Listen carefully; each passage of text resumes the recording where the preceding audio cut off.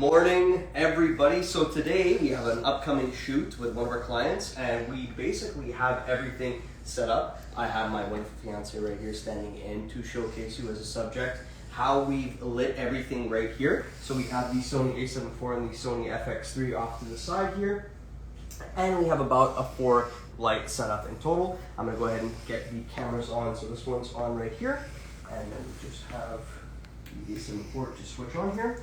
So if we just want to show off the actual perspectives first, and then I'll break down how we have the lights individually set up.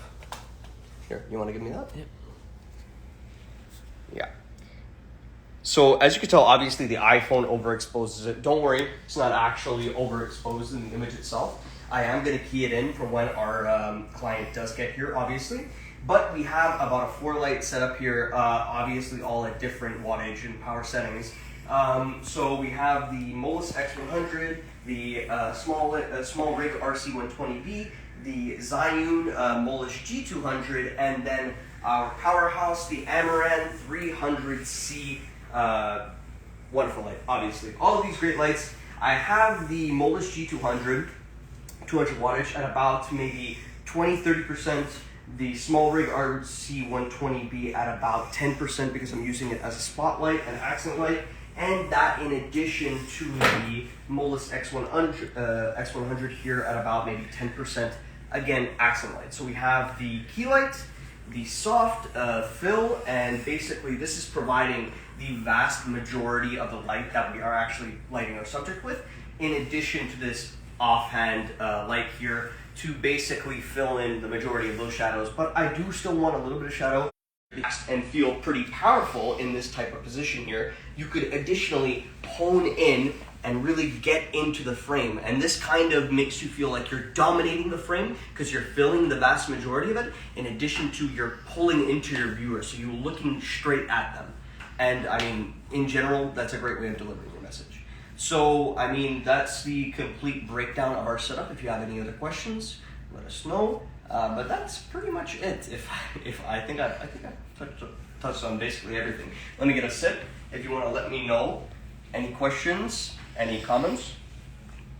I guess one question would be, is how do you frame your subject when they do come into the shoot?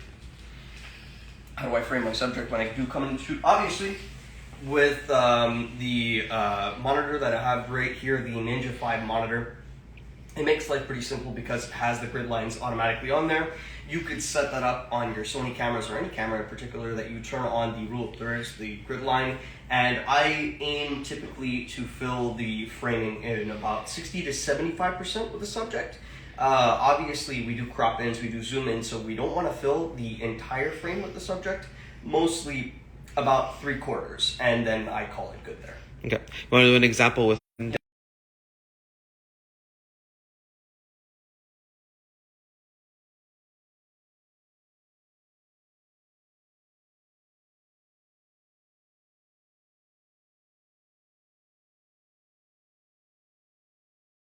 Just a little bit past that at about 75%, and then same thing right here at about 75% for consistency between framing, because I kind of want to maintain that eye line between cameras. I don't want to swap cameras and then all of a sudden there's a head shift.